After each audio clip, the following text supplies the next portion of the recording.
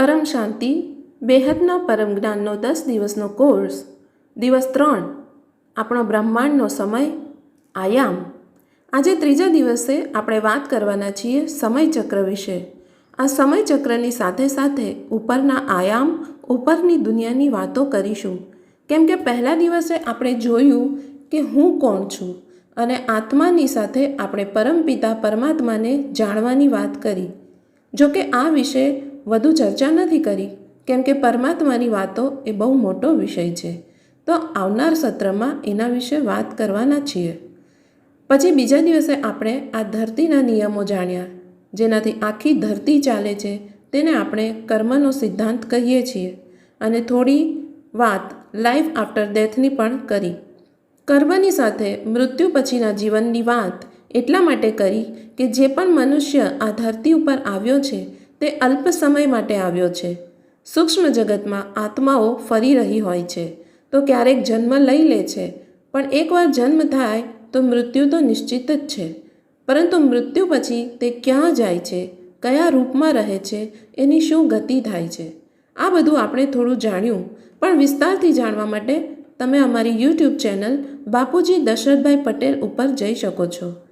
આજે આપણે સમયચક્રની સાથે સાથે લાઈફ ઇન ડિફરન્ટ ડાયમેન્શન્સ વિશે વાત કરવાના છીએ, એટલે ઉપરના આયામો વિશે. આપણા શાસ્ત્રોમાં પણ ધરતીની ઉપર 7 લોક અને નીચે 7 પાતાળ છે એવી વાત કહી છે. ત્યાં જીવન કેવું હોય છે, સમય કેવો હોય છે, તત્વો કેવા હોય છે, તેને સમજવા માટે આપણને સૂક્ષ્મ બુદ્ધિ જોઈએ. જેઓ આ જ્ઞાનને પહેલીવાર સાંભળી રહ્યા છે તેમણે નિવેદન છે કે બુદ્ધિના સ્તરને વિસ્તાર કરીને સમજવાનો પ્રયત્ન કરશો. રિજિડ થઈને આ જ્ઞાનને સમજશો નહીં, કારણ કે આ સંભવ જ નથી. આ બધી વાતો અને મહરલોક, જનલોક, તપલોક, બ્રહ્માપુરી, વિષ્ણુપુરીની વાતો પ્રમાણ સાથે આપણા શાસ્ત્રોમાં કરવામાં આવી છે. તો આ બધું જાણવું ખૂબ જ જરૂરી છે. કેમ કે જ્યારે આપણે લાઈફ આફ્ટર ડેથ વિશે વાત કરીએ છીએ તો વાસ્તવમાં એક ગ્રેટર લાઇટ ઓફ ડેથ હોય છે. અર્થાત મૃત્યુ પછી જીવન એક અલગ જ આયામથી વીતે છે અને એનો ખૂબ જ વિસ્તાર જોવામાં આવે છે, જે આ જળ તત્વોમાં અકલ્પનીય લાગતું હશે. કેમ કે હજુ આપણી ઉપર માયાનું આવરણ છે. આપણા જળ તત્વો આકાશ, વાયુ, અગ્નિ, જળ અને પૃથ્વી એટલા ભારી થઈ ગયા છે કે આપણી વિચાર શક્તિ ક્ષીણ થઈ ગઈ છે. કેમ કે તત્વોના ભારી થવાથી બુદ્ધિ પણ જાડી થઈ જાય છે. એવી બુદ્ધિથી સૂક્ષ્મ જ્ઞાનને સમજવા માટે આપણે પોતે સૂક્ષ્મ શક્તિઓ સાથે જોડાવવું પડશે. પોતાની અંદર એ સ્મૃતિઓને જાગૃત કરવી પડશે. એટલે આજે ત્રીજા દિવસે આપણે સમયચક્રને જાણીએ કે ધરતી ઉપર કયો સમય ચાલી રહ્યો છે. કેમ કે આપણે આત્મા અને કર્મ વિશે અને થોડું લાઈફ આફ્ટર ડેથ વિશે જાણી લીધું. તો હમણાં આ બધી ચર્ચા શા માટે કરી રહ્યા છીએ? આપણે ખબર છે કે હમણાં કળિયુગ ચાલી રહ્યો છે. ઘણા લોકોના મતે કળિયુગ હમણાં બાળક છે, કોઈના મતે કળિયુગનો અંત થવાનો છે. બધાની પોતપોતાની ધારણા છે. જો આપણે શાસ્ત્રોની પરિભાષા સમજતા હોઈએ તો કળિયુગનો સમય 4,32,000 માનવીય વર્ષ જણાવવામાં આવ્યો છે અને એમાં લગભગ 5,118મું વર્ષ ચાલી રહ્યું છે. એ પ્રમાણે હજુ 4,27,000 વર્ષ બાકી છે. તો તમે એવું વિચારો કે આ સમય આપણી આસપાસ જે સ્થિતિ, જે વાયુમંડળ છે, જે રોગ અને શોક આપણે જોઈ રહ્યા છીએ, આવનારી પેઢીની જે હાલત જોઈ રહ્યા છીએ, આટલા મઠ, પંથ, સંપ્રદાય છે જેમાં ખૂબ જ નફરત ફેલાઈ ગઈ છે. તો કલ્પના કરો કે આ દુનિયા હજુ 4,27,000 વર્ષ ચાલવા લાયક છે. આવનાર 5 વર્ષમાં જ આ દુનિયા કેવી થઈ જશે એ વિચારીને પણ આત્મા કંપી જશે. વિજ્ઞાન વિકાસ કરી રહ્યું છે, પરંતુ આત્માઓની શક્તિ એટલી નબળી થઈ ગઈ છે કે દુનિયા તમોપ્રધાન બની ગઈ છે. કળિયુગનો અર્થ એ છે કે તમોગુણ પ્રધાન હોય છે. આવા સમયમાં જ્ઞાનની અત્યંત જરૂર હોય છે. દ્વાપર યુગમાં ભગવાન શ્રી કૃષ્ણે ગીતાનો ઉપદેશ કરતાં કહ્યું હતું કે આવનાર સમયમાં મનુષ્ય જાતિને આ જ્ઞાનની અત્યંત આવશ્યકતા પડશે. કેમ કે સમય દ્વાપર યુગથી પણ વધુ ખતરનાક હશે. દ્વાપરયુગની એનર્જી તત્વ બધું અલગ હતું. તો સતયુગ, ત્રેતા, દ્વાપર, કલયુગ દરેક યુગને આપણે સમજવો પડશે. આ બધું જ્યારે ઊંડાણથી મનન ચિંતન કરીશું તો જાણીશું કે આપણે નિરંતર પડતી કળામાં જ જઈ રહ્યા છીએ.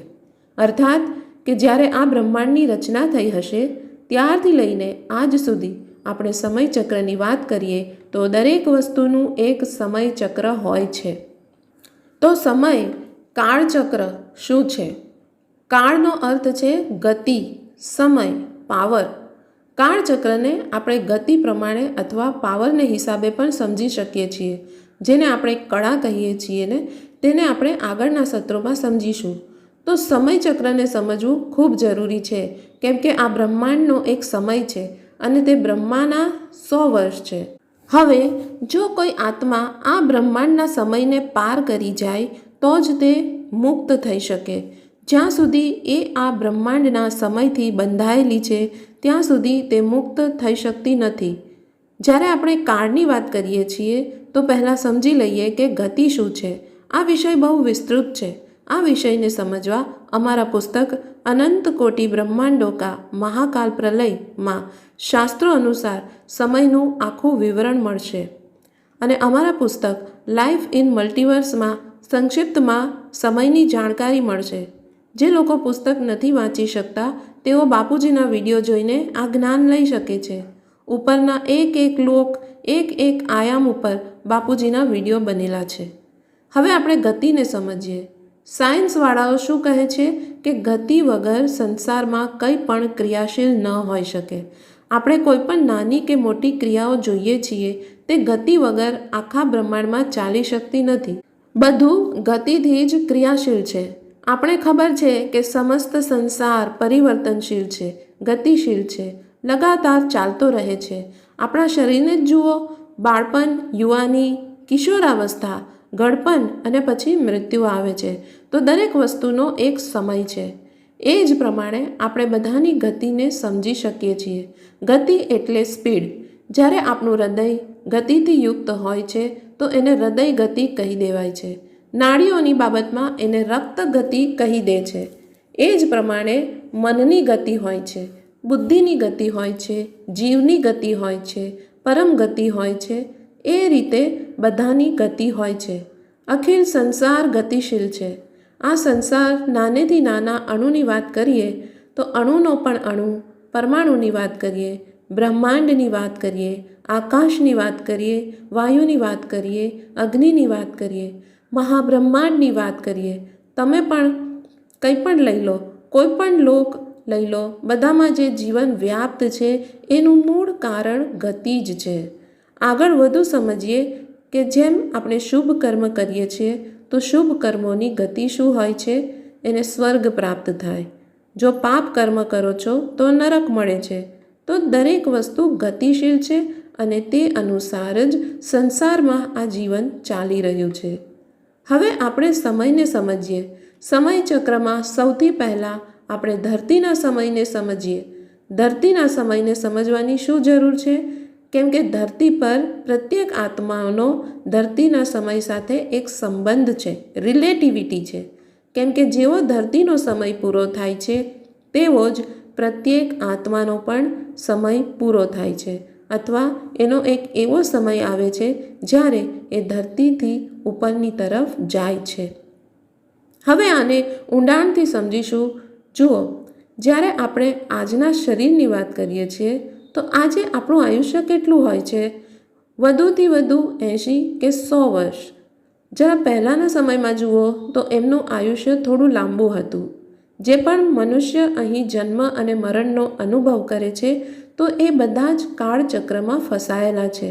તો આ સમયને સમજવા માટે આપણે બ્રહ્માંડનો સમય સમજવો પડશે.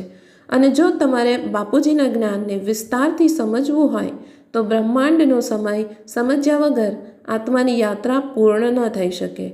ધરતીના સમયને તો આપણે સમજી લીધો કે આપણે અલ્પ સમય માટે આવ્યા છે. આ શરીર અલ્પ સમય માટે મળ્યું છે. જ્યારે આ નષ્ટ થશે તો નવો વેશ ધારણ કરશો. પોતાના કર્મ અનુસાર એની ગતિ થશે અને એ પરમ ગતિને પ્રાપ્ત થશે. કે નીચ યોનિમાં જશે તે એના કર્મો ઉપર આધાર રાખે છે. પરંતુ જે ઉચ્ચ કોટીની આત્મા છે, જે પોતાનું જીવન પરમાત્મામાં લગાડી રહી છે, તે ક્યાં જાય છે એ સમજવા માટે, ઉપરના લોકને સમજવાને માટે આપણે બ્રહ્માંડનો સમય સમજવો પડશે. પછી આપણે આવીશું અલગ અલગ આયામો ઉપર. હવે બ્રહ્માંડના સમયમાં કેટલા પ્રકારના પ્રલય થાય છે એના વિશે પણ બાપુજીએ લગભગ તેમની દરેક વિડીયોમાં જાણકારી આપી છે. હવે આપણે જાણીશું કે કેટલા પ્રકારના પ્રલય થાય છે અને બ્રહ્માંડનો સમય કેટલો હોય છે. તો સૌથી પહેલાં વાત કરીએ નિત્ય પ્રલયની, જેનો અર્થ કે રોજ રોજ કેટલાય મનુષ્ય, પશુ, પક્ષી મરે છે અને જન્મ લે છે. ત્યાર પછી આપણને સમજીએ અર્ધ પ્રલય, જેને સમજતા પહેલાં આપણે ચતુર્યુગને સમજવું પડશે. એક ચતુર્યુગ પૂર્ણ થતાં અર્ધ પ્રલય થાય છે. ચતુર્યુગમાં 4 યુગ હોય છે: સતયુગ, ત્રેતા, દ્વાપર અને કળયુગ. કળયુગના સમય આપણે જાણ્યો 4,32,000 માનવીય વર્ષ હોય છે. દ્વાપર યુગનો સમય કળયુગથી બમણો હોય છે, 8,64,000 માનવીય વર્ષ. ત્રેતા યુગમાં 12,96,000 માનવીય વર્ષ હોય છે. સતયુગનો સમય કળયુગથી 4 ગણો હોય છે, એટલે કે 17,28,000 વર્ષ હોય છે. તો એક ચતુર્યુગનો સમય 43,20,000 માનવીય વર્ષ થયો. તો આ આપણે એટલા માટે સમજવાનું છે કે ઘણા લોકો કહે છે કે આ જે આખો વર્લ્ડ ડ્રામા છે 5,000 વર્ષનો છે. જે લોકો પણ આવું કહી રહ્યા છે તે કોઈ સંસ્થા હોય કે કોઈ વ્યક્તિની આ ધારણા હોય, અને જે લઈને તેઓ ચાલી રહ્યા છે. એ લોકોને આજે આપણે પ્રશ્ન કરીએ કે 5,000 વર્ષનો વર્લ્ડ ડ્રામા તમે કહો છો, તેમ પોતાને જ મૂર્ખ બનાવી રહ્યા છો. જો એ 1% પણ તમે શાસ્ત્રોને સત્ય નથી માનતા, જેમાં સમય બતાવવામાં આવ્યો છે, જો આપણે પોતાના ઇતિહાસને લઈએ તો આપણે જોઈ શકીએ છીએ કે રામ રાજ્યમાં શ્રી રામે કેટલા વર્ષ અહીં રાજ કર્યું. જો તમે એ પણ નથી માનતા, કેમ કે તમે ઇતિહાસને પૂર્ણ રીતે ખોટો કહી દીધો છે. આપણા શાસ્ત્રોને ખોટા કહેવા સનાતનના હિસાબે સાવ ખોટું છે. આવું કહેનારાઓને અસુર જ કહેવાય. ચલો એમ પણ નથી માનતા તો તમે આર્કિયોલોજિસ્ટની વાતને સમર્થન આપી શકો છો. જો વિજ્ઞાનને તમે કંઈક સમજો છો તો કાર્બન ડેટિંગથી પણ એવા કેટલાક પદાર્થ મળ્યા છે, ત્યાં સુધી કે આપણા કેટલાક પૌરાણિક યંત્ર જોઈ લો, જૂના સ્મારકો જુઓ, જૂના પુરાના વૃક્ષ જુઓ, ડાયનાસોર જુઓ, જે પણ જીવ આવ્યા છે એ બધાને જુઓ. કોઈને કોઈ નાનામાં નાનું ઉદાહરણ તમને મળી જ જશે, જે ક્યાંક ને ક્યાંક તમને વિશ્વાસ અપાવશે કે 5,000 વર્ષનો વર્લ્ડ ડ્રામા હોય જ ન શકે. અને તેમાં પણ તેમને કહ્યું કે સતયુગ, ત્રેતા, દ્વાપર અને કળયુગ આ બધા 1250 વર્ષના છે. અરે ભાઈ, આ બધી જાણકારી ક્યાંથી આવી? એટલે જ આપણે શાસ્ત્રો વાંચીએ છીએ, કારણ કે જ્યાં આપણું બેહદનું જ્ઞાન આવે છે. આમ જોઈએ તો હમણાં આપણે બેહદના સમયની ચર્ચા નથી કરી રહ્યા, કેમ કે બેહદનું જ્ઞાન આખા બ્રહ્માંડથી પણ ઉપર. જ્યારે અનંત બ્રહ્માંડોને તમે સમજશો, પછી મલ્ટીવર્સ સમજી જશો, ત્યાંથી અમારું બેહદનું જ્ઞાન શરૂ થાય છે. બેહદનો અર્થ થાય છે ઇન્ફાઇનાઇટ, જેની કોઈ હદ નથી. તો એ દુનિયાને જાણવું, એ દુનિયાને સમજવું, જે આંખોથી નથી દેખાતી, જેને અહીંના વિજ્ઞાનના પદાર્થો કે યંત્રો કેપ્ચર નથી કરી શકતા, ત્યાં એ બધું સીમિત થઈ જાય છે. તો ત્યાંથી અમારું બેહદનું પરમ જ્ઞાન શરૂ થાય છે. તો હમણાં તો અમે કેવળ એટલી જ ભૂમિકા આપી રહ્યા છીએ તે તમે પોતાને સમજી શકો, ધરતીના સમયને સમજી શકો, 4 યુગોને સમજી શકો, પછી ધરતીનો સમય કેવી રીતે પૂરો થાય છે, ઉપરના લોકોનો સમય કઈ રીતે પૂરો થાય છે. જ્યારે ધરતીનો સમય પૂરો થશે તો શું ધરતી પર રહેનારા લોકોનો સમય પૂરો નહીં થશે? શું તેઓ અહીં જ પડી રહેશે? જ્યારે ધરતી જ નષ્ટ થઈ ગઈ તો એ લોકો, એ આત્માઓ ક્યાં જશે? તો એ આત્માઓ ક્યાંક તો ડાયલ્યુટ થઈ જશે. આત્માઓ કમજોર છે તો ખતમ થઈ જશે, અને સારી આત્માઓ હશે તો ઉપરના લોકોમાં પલાયન કરશે. આ પણ ધીરે ધીરે આપણે સમજી રહ્યા છીએ. તો હવે અર્ધ પ્રલયની વાત આવે છે. અર્ધ પ્રલય એટલે એક ચતુર્યુગ પૂરો થાય છે, જે 43,20,000 વર્ષનો હોય છે. જ્યારે 4 યુગ પૂરા થાય છે તો એક યુગાંતર થાય છે અને પછી અર્ધપ્રલય થાય છે, જેમાં બધી જ તમોપ્રધાન આત્માઓનું જીવન સમાપ્ત થઈ જાય છે. આખી ધરતી જલમગ્ન થઈ જાય છે અને બધા જ તમામ પ્રધાન મનુષ્યો નષ્ટ થઈ જાય છે. અર્ધપ્રલયની ઉપર આવે છે પ્રલય, એટલે કે મન્વંતર પ્રલય. જ્યારે 71 વાર અર્ધપ્રલય થાય છે, અર્થાત 71 વાર ચતુર્યુગ વીતી જાય છે, તેને એક મન્વંતર કહે છે. તો એક મન્વંતરમાં મનુશત્રુપાનો સમય પૂરો થાય છે. મનુશત્રુપા, જેનાથી માનવ સૃષ્ટિ ઉત્પન્ન થઈ છે, એમનો સમય પૂરો થાય છે. બ્રહ્માજીએ સૌથી પહેલાં સપ્ત ઋષિઓને બનાવ્યા. આ આપણે પાછળથી સમજીશું. એક મન્વંતર એટલે 71 ચતુર્યુગ થવાથી પ્રલય થાય છે. માર્કંડેય પુરાણમાં પણ કહ્યું છે કે મનુની સાથે સાથે ઇન્દ્ર, ઋષિઓ, દેવતા, પિતૃગણ જેટલા પણ પદાધિકારીઓ હોય છે તે બધા બદલાય છે. મન્વંતર પ્રલયમાં કોણ બચે છે? પૃથ્વીના બધા મનુષ્ય સમાપ્ત થઈ જાય છે. મનુ શત્રુપા સમાપ્ત થયા તો આખી મનુષ્ય સૃષ્ટિ સમાપ્ત થઈ ગઈ. પ્રલય ઉપરથી આવે છે કલ્પ પ્રલય. કલ્પ પ્રલય બ્રહ્માનો એક દિવસ પૂરો થાય છે. બ્રહ્માના એક દિવસમાં 1000 ચતુર્યુગ વીતે છે, અર્થાત 14 વાર માનવ સૃષ્ટિ, મનુસૃષ્ટિ બદલાય છે અને આવા 14 વાર મનુશત્રુપા આવીને જતા રહે છે અને બ્રહ્માનો એક દિવસ પૂરો થાય છે, ત્યારે કલ્પ પ્રલય થાય છે. જ્યારે કલ્પ પ્રલય થાય તો વિષ્ણુ 12 સૂર્યની રોશની ઉત્પન્ન કરીને ત્રણેય લોક, ભૂલોક, ભુવરલોક અને સ્વર્ગલોકને ભસ્મ કરી નાખે છે. સ્વર્ગલોક સુધી બધું જ સમાપ્ત થઈ જાય છે, તો ત્યાં રહેનાર દેવી દેવતાનું આયુષ્ય પણ સમાપ્ત થઈ જાય છે. એટલે દેવી દેવતાનું આયુષ્ય પણ બ્રહ્માના એક દિવસનું થયું. આ થયો કલ્પ પ્રલયનો સમય. શિવ રુદ્ર અવતાર લઈને કાલ અગ્નિ વરસાવે છે. સંપૂર્ણ ચરાચર સમાપ્ત થઈ જાય છે અને દેવતાઓની પણ સમાપ્તિ થાય છે. હવે કોઈ તમને સ્વર્ગ જવાનું કહે તો તમે શું જશો? હમણાં આપણે ભૂલોકની ઉપરના આયામ જેમ કે ભુવરલોક, સ્વર્ગલોક, મહરલોક, જનલોક, તપલોક વગેરે સમજીશું. તો આપણને ખબર પડશે કે સ્વર્ગલોકની ઉપર ઘણા શ્રેષ્ઠ લોક છે. તો આજે જે આપણે સ્વર્ગલોકની કામના કરીએ છીએ એ કામનાઓથી ઉપર ઉઠો. જ્ઞાન આપણને સમજાવે છે કે દેવલોક એક ભોગ યોની છે અને જ્યારે તમારા સારા કર્મોના લેખાજોખા પૂરા થઈ જાય છે તો તમને ફરી પૃથ્વી ઉપર પાછા મોકલી દેવામાં આવે છે. દેવતાઓને તો બ્રહ્મજ્ઞાન ન હતું, તેઓ પણ મનુષ્ય જન્મ મેળવવા માટે તરસે છે, કેમ કે મનુષ્ય જન્મમાં રહીને જ બ્રહ્મજ્ઞાન પ્રાપ્ત કરી શકાય છે. ધરતી કર્મભૂમિ છે, સ્વર્ગમાં ભોગ યોની છે. જે સારા કર્મ કર્યા છે એમનું ફળ ભોગવવા તમે સ્વર્ગમાં જાઓ છો, કર્મ નહીં કરી શકો. સ્વર્ગમાં કર્મયોગ જેવું કશું જ નથી. હવે સમજીએ બ્રહ્માની 1 સેકન્ડ. હવે આપણે સમયને સમજીએ તો ટાઈમ ડાયલેશન તરફ જઈશું. જ્યારે દેવતાઓનો એક દિવસ થાય છે તો ધરતી ઉપર 1 વર્ષ વીતી જાય છે. એને દેવ વર્ષ કહે છે. દેવ વર્ષ એટલા માટે કહેવાય છે કે એ સમયે દેવતાઓનું એક જ વર્ષ થયું હોય છે. અલગ અલગ આયામોમાં અલગ અલગ સમય છે. આપણે સમજી લીધું કે કલ્પ પ્રલયના સમયે ત્રણેય લોક સમાપ્ત થઈ જાય છે. કલ્પના પ્રલયની ઉપર હોય છે મહાકાલ પ્રલય. તો આ બ્રહ્માંડની આયુ એટલે બ્રહ્માના 100 વર્ષ. કલ્પ પ્રલયમાં તો બ્રહ્માનો એક જ દિવસ વીત્યો હોય છે. મહાકલ્પ પ્રલયમાં બ્રહ્મા એટલે કે આખા બ્રહ્માંડના 100 વર્ષ પૂરા થઈ જાય છે. મહાકાલ પ્રલય સમજતા પહેલાં સમજવું પડશે કે હમણાં કયો સમય ચાલી રહ્યો છે. બ્રહ્માના 100 વર્ષને 2 પરાર્ધમાં વહેંચવામાં આવ્યો છે.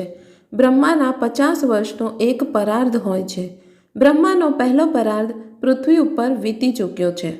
બ્રહ્માની 1 સેકન્ડ વીતે છે ત્યારે પૃથ્વી ઉપર 1 લાખ વર્ષ થાય છે.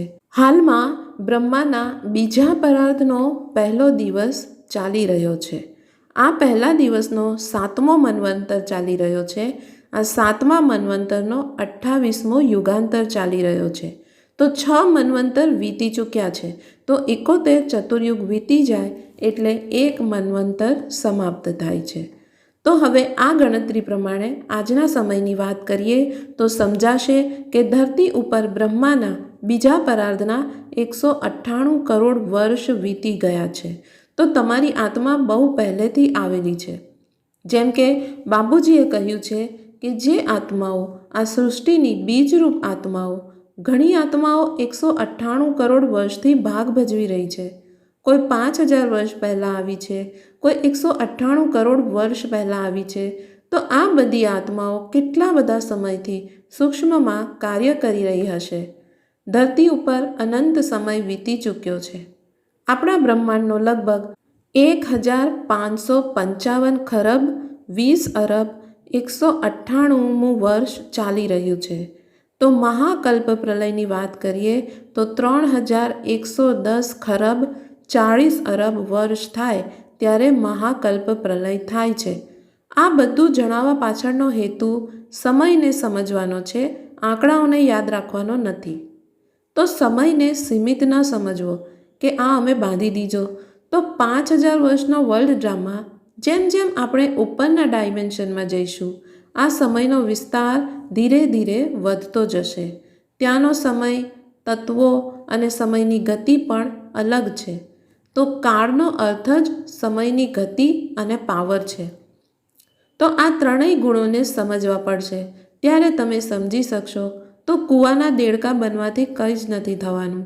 એ સમજવું પડશે કે સમય ચક્ર કેટલું વિશાળ છે. હવે આપણે મહાકાળ પ્રલય વિશે જાણીએ, જ્યાં આ આખા બ્રહ્માંડનો સમય પૂરો થાય છે. અહીં સમજીશું કે બ્રહ્માંડ શું છે. બ્રહ્માંડ યુનિવર્સ છે? નહીં. જ્યારે આપણે બેહદના જ્ઞાન દ્વારા બ્રહ્માંડની વાત કરીએ છીએ તો અહીં બ્રહ્માંડનો અર્થ છે સૌરમંડળ અથવા સોલર સિસ્ટમ. જેવું કે બાપુજીએ કહ્યું છે કે આપણું બ્રહ્માંડ એક પ્રકાશ વર્ષનું છે. તો બધા બ્રહ્માંડોના માલિક અલગ અલગ છે અને એના ઉપર જેમ કે શાસ્ત્રોમાં પણ લખ્યું છે અનંતા અનંત બ્રહ્માંડ બગડે છે અને બને છે. તો આ કયા બ્રહ્માંડની વાત થઈ રહી છે? આ યુનિવર્સની વાત થઈ રહી નથી. આ સૌરમંડળ અને એના જેવા બીજા સૌરમંડળની વાત થઈ રહી છે. એક સૌરમંડળની અંદર 14 લોક હોય છે. 7 લોક પૃથ્વીની ઉપર, 7 લોક નીચે. એનાથી જ બ્રહ્માંડ બન્યું છે. જ્યારે પણ બાપુજી બ્રહ્માંડ બોલે તો એને યુનિવર્સ સમજીને ગૂંચવાશો નહીં. આકાશમાં જે તારાઓ આપણને દેખાય છે એ બધા સૂર્ય છે. વૈજ્ઞાનિક દ્રષ્ટિકોણથી પણ એ બતાવવામાં આવ્યું છે કે ઘણા બધા સૌરમંડળ ભેગા થઈને એક ગેલેક્સી બને છે. તે આપણે આવનારા સત્રમાં સમજીશું. હમણાં એક સમજવાનું જરૂરી એ છે કે બ્રહ્માંડમાં 14 લોકો હોય છે અને જ્યારે આપણે મહાકાળની વાત કરીએ છીએ કે જ્યારે બ્રહ્માના 100 વર્ષ પૂરા થઈ જાય છે એટલે આખા બ્રહ્માંડનો સમય પૂરો થઈ જાય, પ્રલય થાય છે. અર્થાત પહેલો અને બીજો પરાર્ધ સમાપ્ત થઈ જાય છે. ત્યારે મહાકલ્પ પ્રલય થાય છે, જેમાં આખું બ્રહ્માંડ સમાપ્ત થઈ જાય છે. અને મહાકાળ પ્રલયમાં કેટલા વર્ષ વીતી જાય છે? તો 3110 ખરબ 40 અરબ વર્ષ વીતી જાય છે. સમય વિશે આગળ વાત કરીએ તો મહાશિવની એક પળ થાય છે ત્યારે બ્રહ્માના 100 વર્ષ પૂરા થાય છે. મહાશિવ કોણ છે? આ પણ આપણે આવનારા સત્રમાં સમજીશું. તો મહાકાલ પ્રલયમાં શિવ સૂર્યમાં પ્રવેશ કરીને કાલ અગ્નિ ઉત્પન્ન કરીને પોતાની અંદર આખા બ્રહ્માંડને સમાવી લે છે. બ્રહ્માંડ બળીને ભસ્મ થઈ જાય છે અને બ્રહ્માંડમાં જેટલા પણ લોક છે એ બધા જ સમાપ્ત થઈ જાય છે. અને એ બ્રહ્માંડમાં જેટલી પણ આત્માઓ હોય છે જેમની આ બ્રહ્માંડમાં ઉત્પત્તિ થઈ હતી એમનો પણ સમય પૂરો થઈ જાય છે. અને જે આત્મા બ્રહ્માંડની બહારથી આવેલી હોય છે તે હાઈ ક્વોલિટીની હોય છે. અને જ્યારે એમને ખબર પડે છે કે બ્રહ્માંડનો સમય પૂરો થવાનો છે, મહાકાલ પ્રલય થવાનો છે, તો તે આત્માઓ ઉપરના લોકમાં જતી રહે છે. આ બ્રહ્માંડથી ઉપર જતા રહે છે જ્યાંથી તેઓ આવ્યા હતા. કેમ કે જેટલી પાવર આ બ્રહ્માંડની છે એનાથી પણ વધુ પાવર તે આત્માઓમાં હોય છે. હવે મહાકલ્પ પ્રલય પછી આવે છે મહાકાલ પ્રલય. જો બાપુજી પોતાની નવી વિડીયોમાં કહે છે કે હવે થશે મહાકાલ પ્રલય, જેમાં પરમ મહાશિવની એક જ પળમાં અહીંના મહાશિવના 100 વર્ષ પૂરા થઈ જાય છે.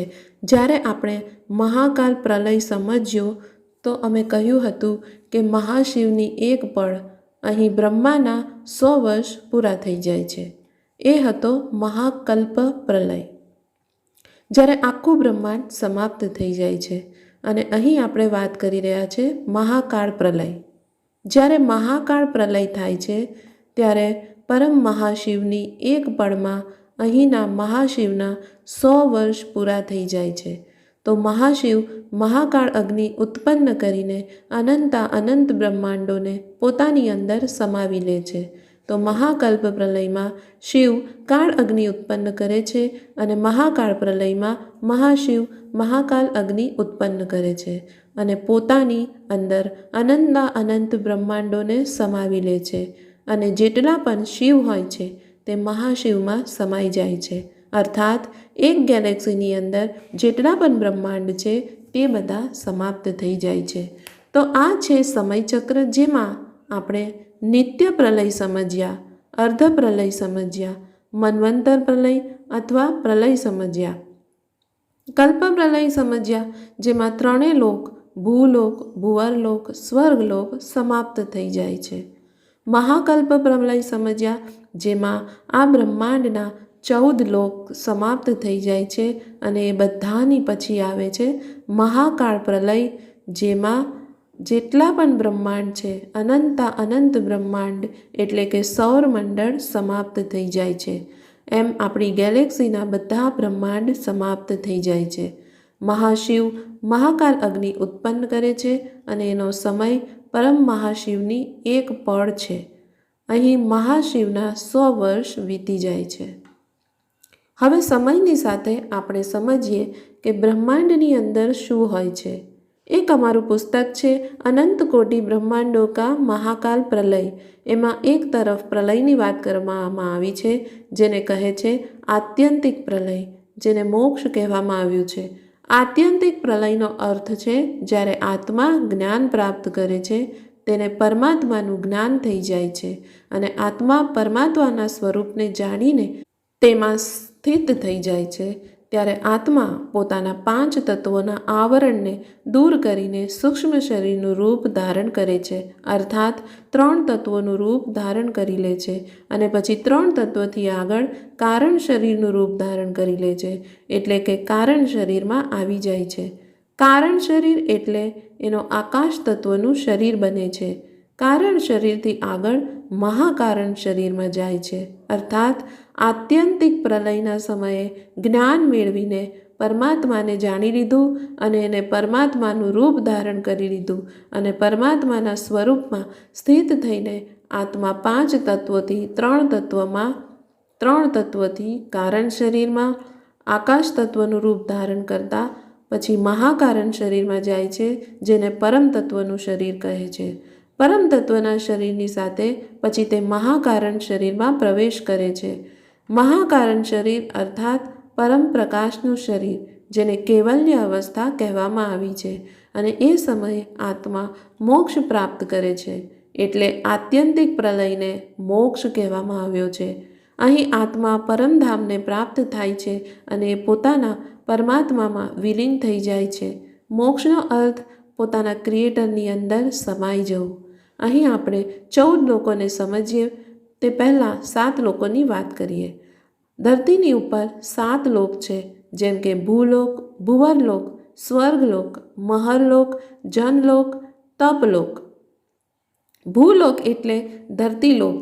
આ 5 તત્વોની દુનિયા ધરતી ઉપર 5 તત્વોનું શરીર હોય છે.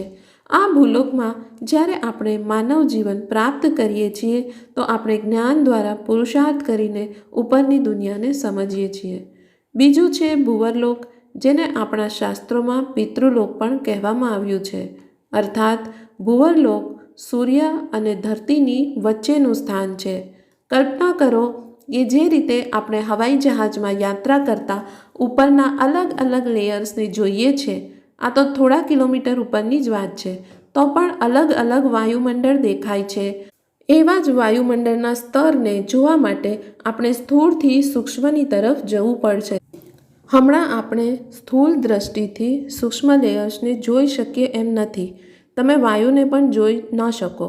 વાયુ પણ સૂક્ષ્મ છે. સૂક્ષ્મ ચીજોને જોવા માટે આપણે સૂક્ષ્મ થવું પડશે. તો ભુવરલોક એક સૂક્ષ્મ લોક છે. તો આપણે સ્થૂળ લોકમાંથી સૂક્ષ્મ લોકમાં પ્રવેશ કરીએ છીએ.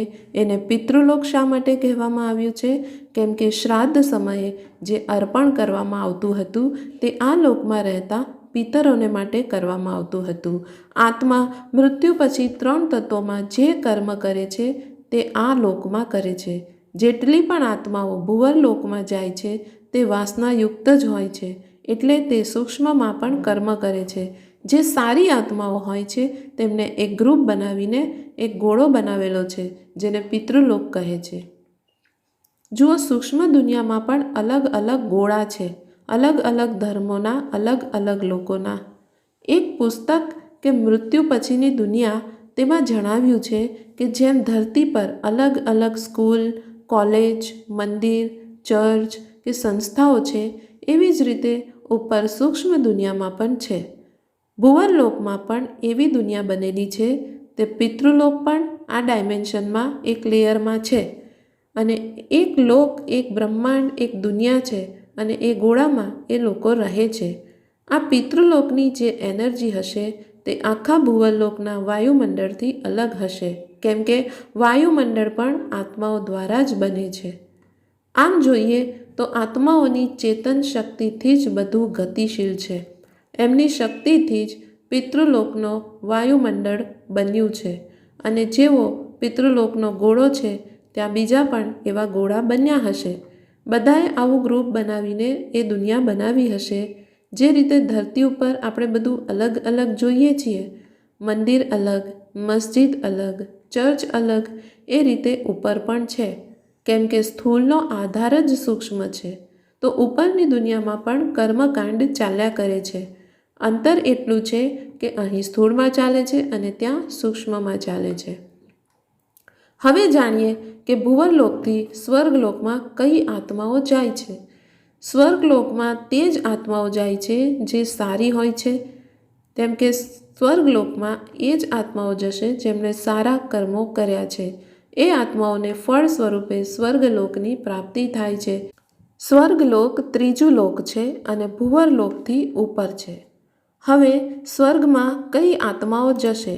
અહીં કંઈક એવું લખ્યું છે કે ધર્મરાજ મનુષ્ય દ્વારા કરવામાં આવેલા પુણ્ય અને પાપ કર્મો અનુસાર સ્વર્ગ અને નરકનો સમય નિર્ધારિત કરે છે. અને સ્વર્ગલોકમાં 3 તત્વોનું શરીર હોય છે. સૌથી મોટી વાત છે, અહીં કહેવામાં આવી છે કે દેવી દેવતાઓનું પણ ભોગી શરીર હોય છે. તેઓ ભોગ વિલાસ કરતા રહે છે અને જ્યારે એમના કર્મોનું ફળ એમને મળી જાય છે, એમના પુણ્યનું ખાતું સમાપ્ત થાય છે, તો પછી ધરતી ઉપર મોકલી દેવામાં આવે છે. પણ એવી આત્માઓ પણ છે જે દેવલોકથી પણ ઉપરની છે. જે આપણે જાણ્યું કે દેવતાઓના એક દિવસમાં ધરતીનું 1 વર્ષ વીતી જાય છે, તેને દેવ વર્ષ કહેવાય છે. જે રીતે ધરતી ઉપર સ્થૂળ માયા છે, સ્વર્ગમાં સૂક્ષ્મ માયા છે. ત્યાં પણ રાગ, દ્વેષ, ઈર્ષ્યા, કામ, ક્રોધ બધું જ છે. આપણે જોયું કે ઇન્દ્ર હંમેશા અહંકારી થઈ ગુસ્સાથી ભરેલા રહેતા હતા. તેમને હંમેશા ડર લાગતો રહેતો હતો કે એમનું સિંહાસન છીનવાઈ ના જાય. જ્યારે પણ ધરતી ઉપર કોઈ તપ કરતું હતું ત્યાં ઇન્દ્ર તેનું તપ ભંગ કરવા પહોંચી જતા હતા. જોકે તપ કરવાવાળાનો ઉદ્દેશ્ય સ્વર્ગ સુધી પહોંચવાનું ના હોય. તો સ્વર્ગથી જોડાયેલી પોતાની ધારણાઓને તમે બદલી નાખો કે સ્વર્ગથી ઉપર કંઈ જ નથી. સ્વર્ગથી ઉપર છે મહરલોક. મહરલોકમાં સ્વર્ગલોકથી પણ પાવરફુલ આત્માઓ રહે છે. સંત જેવી આત્મા હોય છે. સ્વર્ગલોકમાં જે આત્માઓ બહુ જ્ઞાની હોય છે તે મહરલોકમાં જાય છે. ધીરે ધીરે જેમ જેમ તમે ઉપર જાઓ છો, સ્વર્ગલોકથી ઉપર મહરલોક, મહરલોકથી ઉપર જનલોક, જનલોકથી ઉપર તપલોક આવશે. આ 3 લોકને આપણે સમજશું. સ્વર્ગલોકથી જે આત્મા ઉપર જશે તેમનામાં જ્ઞાનનું બીજ જરૂરથી હશે. ત્યારે જ તે સ્વર્ગલોક છોડીને જઈ શકશે. કેવળ જ્ઞાની આત્મા જ સ્વર્ગની સૂક્ષ્મ માયાને છોડવાની શક્તિ ધરાવે છે. મહરલોક પણ ખૂબ સુંદર છે. ત્યાંનું વાયુમંડળ સ્વર્ગલોકથી પણ વધુ શક્તિશાળી છે. જેમ જેમ આપણે ઉપરના આયામમાં જઈ રહ્યા છીએ, વાયુમંડળ મજબૂત અને શક્તિશાળી થતું જઈ રહ્યું છે. જેમ જેમ આપણે ધરતીથી ઉપર તરફ વધી રહ્યા છે, તેમ તેમ તત્વ હલકા થતા જઈ રહ્યા છે. કેમ કે અહીં સૂક્ષ્મ દુનિયાની વાત થઈ રહી છે, જ્યાં આકાશ, વાયુ, અગ્નિની વાત થઈ રહી છે. સ્વર્ગલોકમાં વાયુ તત્વ ખૂબ ભારી હોય છે, એટલે કામ અને ભોગ વધુ હોય છે. જેમ જેમ આત્માઓ તપશ્ચર્યા કરીને મહરલોક, જનલોક અને તપલોકની તરફ આગળ જાય છે, તેમ તેમ આત્માઓની અંદર વાયુ તત્વ ઓછું થતું જાય છે. કેમ કે તે તપના બળથી પોતાની અંદર આકાશ તત્વને વધારે છે. એટલા માટે સમજવાનું છે કે આત્માની અવસ્થાને સમજવા માટે આપણે જ્યારે પણ યોગ કરતા આવ્યા છીએ, આજે આટલા સમયથી આપણે યોગ કરી રહ્યા છીએ, અને યોગમાં જ્યારે આપણે બુદ્ધિથી કહીએ છીએ કે અમે બેહદની કલાના પરમધામમાં જઈ રહ્યા છે, એ દુનિયામાં જવું છે, તો જેમ ગતિને સમજવાનું છે તેમ મનની ગતિ છે, બુદ્ધિની ગતિ છે, એમ જ જીવની ગતિ છે, પરમ ગતિ છે. તો ગતિને સમજતા આપણે જેમ જેમ ઉપરના આયામોમાં જઈશું, આપણી અંદર જે તત્વોના લેયર્સ બનેલા છે, આવરણ ચડેલા છે, દરેક વાયુમંડળના આવરણ ચડેલા છે. જેમ કે આપણે ધરતી ઉપર આવ્યા તો આપણે જેટલા લોકોની વાત કરી રહ્યા છીએ, માની લો તપલોકથી આત્મા આવી છે, તો ત્યાંથી ધરતી ઉપર જ્યારે ઉતરી તો એની ઉપર જનલોક, મહરલોક, સ્વર્ગલોક આ બધાના આવરણ ચડ્યા હશે. આવરણ ચડવું એટલે તત્વોનું ભારી થવું. કેમ કે જ્યારે તમે યોગમાં બેસશો ત્યારે તમે તમારી આત્માની અવસ્થાને સમજી શકશો કે કઈ રીતે હું ઉપરની તરફ જતાં દરેક તત્વ આવરણને છોડતી જઈ રહી છું. હવે આપણે મહરલોક વિશે સમજીએ. જ્યારે મહરલોકના વિસ્તારની વાત આવે છે તો 1 કરોડ યોજન કેવળ મહરલોકનો વિસ્તાર છે. મહરલોકમાં સારી આત્માઓ છે. ત્યાં પણ બધાએ પોતપોતાના ગ્રુપ બનાવ્યા છે. બાપુજીએ એક વિડીયોમાં જણાવ્યું છે અને શાસ્ત્રોમાં પણ લખ્યું છે કે ત્યાં પુરુષ અને પ્રકૃતિ મિત્ર રૂપમાં રહે છે. ત્યાં સૂક્ષ્મ સંબંધો છે. અહીં ભોગ યોનિમાં આપણે ભોગની દ્રષ્ટિથી બધા સંબંધોને જોઈએ છીએ, પરંતુ ત્યાં ભોગ હોતા નથી. જેમ જેમ આપણે ઉપર જઈ રહ્યા છીએ, આત્માની અવસ્થા તમોથી રજો, રજોથી સતો તરફ જઈ રહી છે. આ બધી જ વાતો ઇન્ટર રિલેટેડ છે.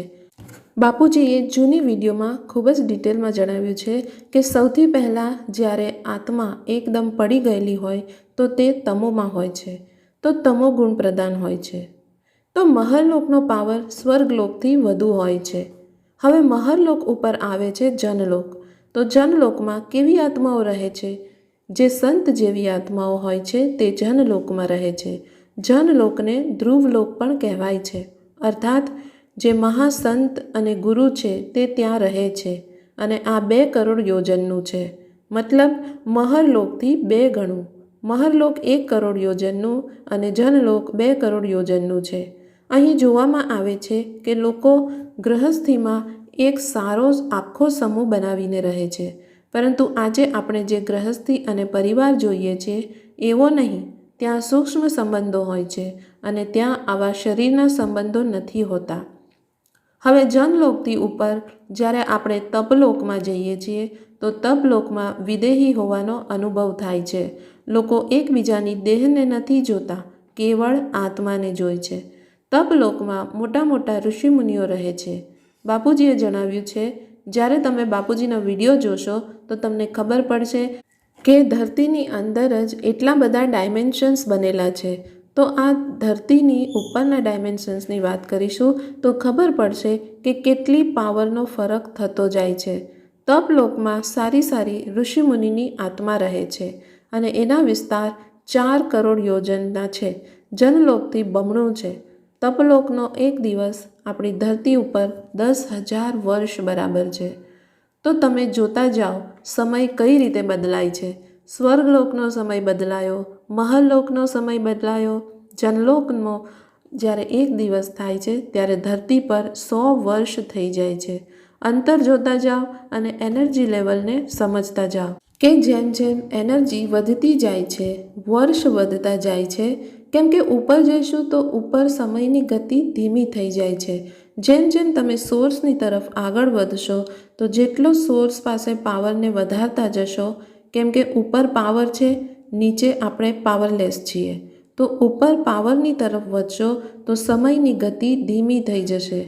અને એના ઘણા ઉદાહરણ છે, આપણે આપણા એપિસોડમાં લઈ ચૂક્યા છીએ. જેમ કે જ્યારે રેવતીના પિતા બ્રહ્માજી પાસે ગયા હતા તો બ્રહ્માજી માયામાં વ્યસ્ત હતા. જુઓ, બ્રહ્માપુરીમાં પણ અંશ માત્ર માયા છે. ત્યાંથી પણ તમે કોઈ પણ સમયે નીચે પડી શકો છો.